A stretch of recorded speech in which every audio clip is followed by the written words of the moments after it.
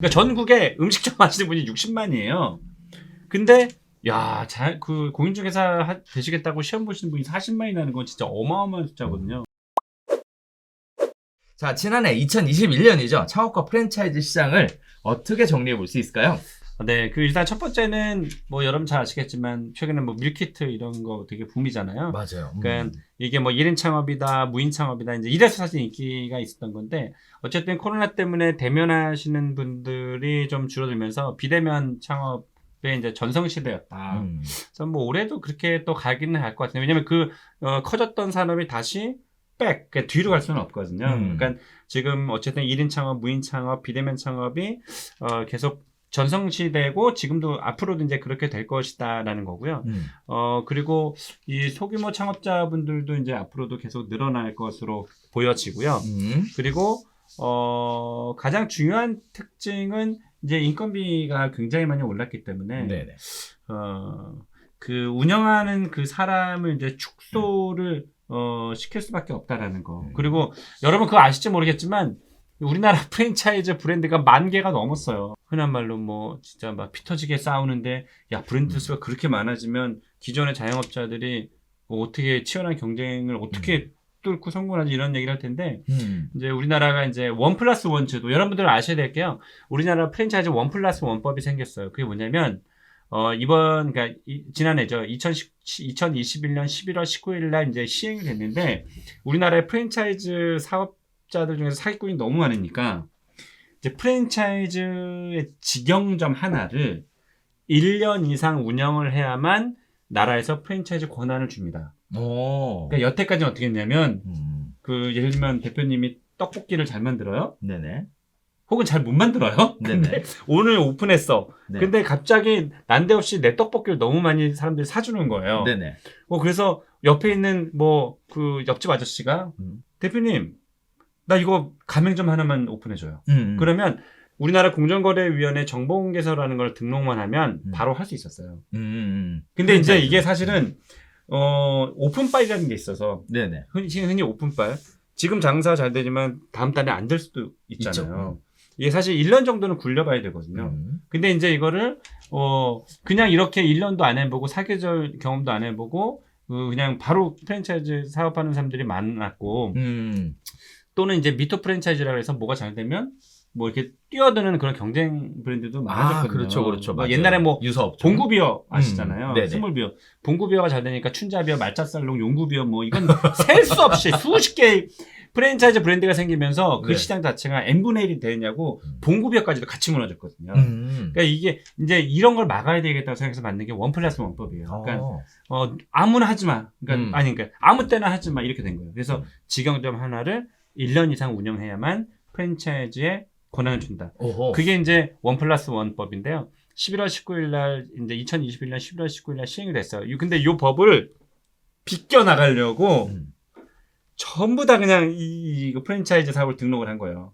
미리. 그러니까 11월 19일 전까지는, 네네. 그러니까 2020년 네. 말까지는 약 한 7,000개밖에 안 됐어요. 근데 이게 갑자기 12,000개까지 늘어난 거예요. 이게 어이가 없는 거죠. 그래서 어쨌든 이제 프랜차이즈 이제 만개 시대가 됐고, 또 하나는 이제 뭐 자영업자들이 결국은 아주 안 좋은 일까지 겪으신 분들도 계실 거고, 그래서 이제 자영업자들의 뭐 절망의 시대였다. 작년 한 해는 요즘에 최근에 그렇게 평가할 수 있을 것 같습니다. 그렇군요. 1+1법 아주 의미 있는 네. 법이 시행이 되는 것 같은데, 그러니까 먹튀하지 말라는 거죠. 맞습니다. 그렇죠. 네. 그러니까 이런 거예요. 가끔 또 자신의 신세를 한탄하시는 분이 계신데요. 내가 왜 3개월 만에 결혼을 했는지 몰라. 나 후회해. 막 이런 분들 주변에 있지 않으세요? 그러니까 사람이 1년 365를 겪어보고 네네. 결혼도 해야 되는데, 이렇게 프랜차이즈도 어떻게 프랜차이즈 사업을 하는 회사가 뭐 3개월 만에, 이 업을 한 지 3개월 만에, 4개월 만에 프랜차이즈 사업을 하겠다고 그러고 난리를 치니. 그래서 피해를 본 가맹점주들이 많으니까 이제 그런 폐단들 때문에, 사실 저는 프랜차이즈 산업협회 그 자문위원으로 있지만, 그 프랜차이즈에 사실은 아무나, 그러니까 제약이 없거든요, 사업에. 그러니까 비도덕적이거나 비윤리적인 분들이 생각보다 또 많아요. 그래서 그런 분들에게는 일침을 가하는, 그래서 앞으로 이 폐업률이 이 프랜차이즈 1+1법 때문에 폐업률은 좀 줄어들 것으로 저희는 또 예상을 하고 있습니다. 그렇군요. 네. 네. 자, 이번에는 다음 단계로 가볼까요? 자, 부동산 중개업을 하시는 분들 입장에서는 잘 귀 기울여 들어주셔야 될 부분 같은데요. 창업과 프랜차이즈 시장이 어려워지니까 점포 중개라는 상가 중개다 어렵다. 네. 이런 뜻으로 볼 수 있을 것 같은데 지금 현재 프랜차이즈 업종에서 바라보고 있는 네. 이 점포 중개 관련된 부분은 네. 어떻게 보고 계시는지. 모르겠어요. 지금 아마 저희 방송 들어오기 전에 제가 대표님께 여쭤봤잖아요. 네. 한 해 공인중개사시면 몇 명을 보나요? 그랬더니 네. 40만. 네, 40만. 네. 진짜 대단하면 대단해요. 어마어마한 시장이죠. 이게 왜냐면 우리나라 음식업 하시는 분이 네. 외식업 수가 60만이거든요. 음. 그러니까 전국에 음식점 하시는 분이 60만이에요.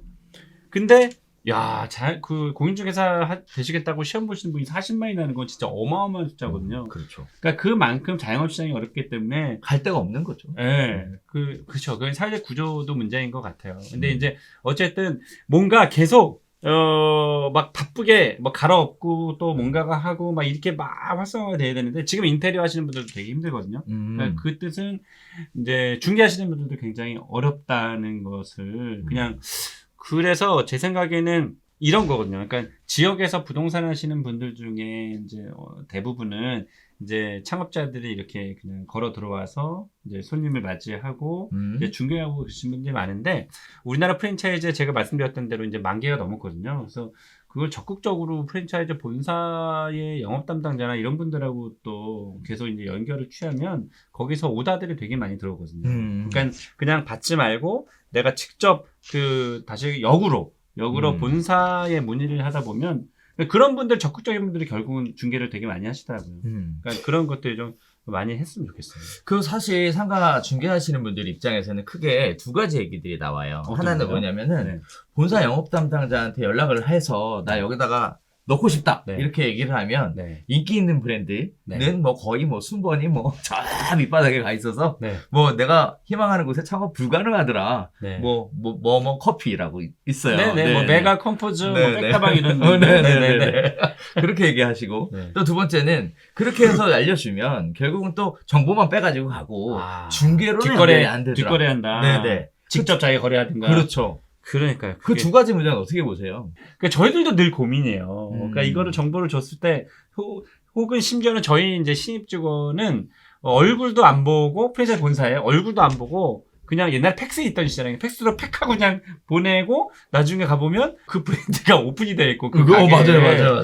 네. 그건 지금도 그런 것 같아요. 그러니까 그거는 결국은 그런 것 같습니다. 저희들도 이제 점포개발팀이 있는데 이른바 은원대 이거 얘기하면 안 되잖아요. 상관없죠. 편집을 네. 좀 그러 해주시고 네. 아무튼 이 뒷거래를 하지 못하게 하려면 네. 지속적으로 그 담당자하고 계속 통화를 해야 돼요. 그러니까 통하고 나서 그냥 그다음부터 안 하면 누가 그 브랜드가 맞긴 맞는데 그게 뭐 일반 예비 창업자가 자기가 뭐 직거래를 통해서 오픈했다고 하면 이것도 뭐 방법이 없거든요. 그래서 계속 본사 담당자들하고 통화하면 그 사람들이 뒷거래를 하려고 하더라도 나중에 뭔 일 생길까봐 뒷거래도 못 하거든요. 그러니까 그런 일이 항상 어려운 점이죠. 지속적인 담당자하고의 컨택을 통해서 네, 그거밖에는. 그렇죠. 네. 어떻게 진행되고 있는지를 확인하는 방법이라고 말씀 주셨는데 의미 있는 그런 정보인 것 같습니다.